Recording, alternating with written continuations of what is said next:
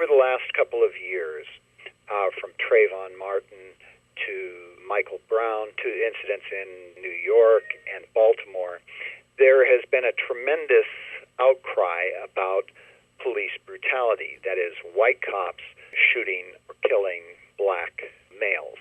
This has happened in a number of cases, and we're told that this is ipso facto proof of racism, of systemic racism, structural racism. So we have these lies whipped up into, and I mean literal lies, such as the hands up, don't shoot mantra, which claims that Michael Brown, referred to in many cases as the gentle giant who was shot in Ferguson, Missouri, was trying to surrender and had his hands up and said, don't shoot, and the white police officer cold-bloodedly murdered him. And that's what the Sharptons and the other race hucksters and activists are saying.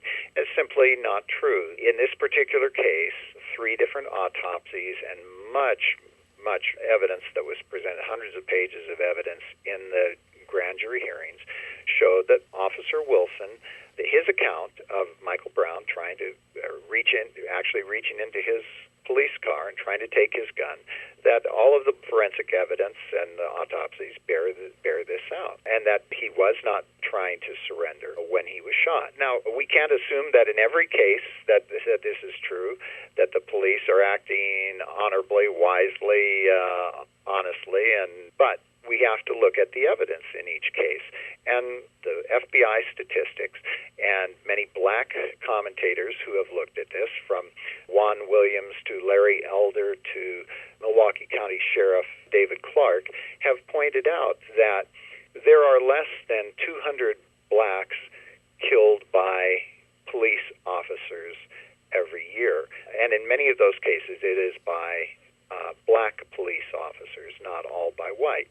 At the same time, there are more than 6,000 black homicide victims in the United States every year, as Sheriff Clark and the FBI statistics and others point out, killed by other black civilians, in most cases criminals who are going out and killing black people. And as they point out, this is the real outrage, that all of these black lives should be considered of value. There's no protest about this, that the black cities have become death zones for so many black citizens because of the liberal left socialist policies that have turned these areas into murder cities.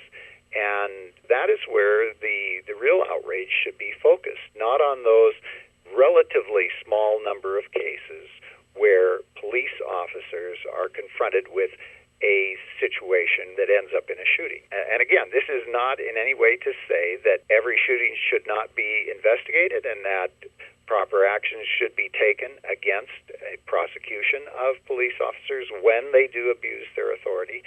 But we have to look at what's been happening, and it is automatically assumed and charged by the racial agitators that anytime there is a shooting of a black person by the police, that automatically the police are at fault and automatically it is racism. But in many of these cases, as you pointed out, it is actually black police officers or Asian police officers or Hispanic police officers that are doing the shooting.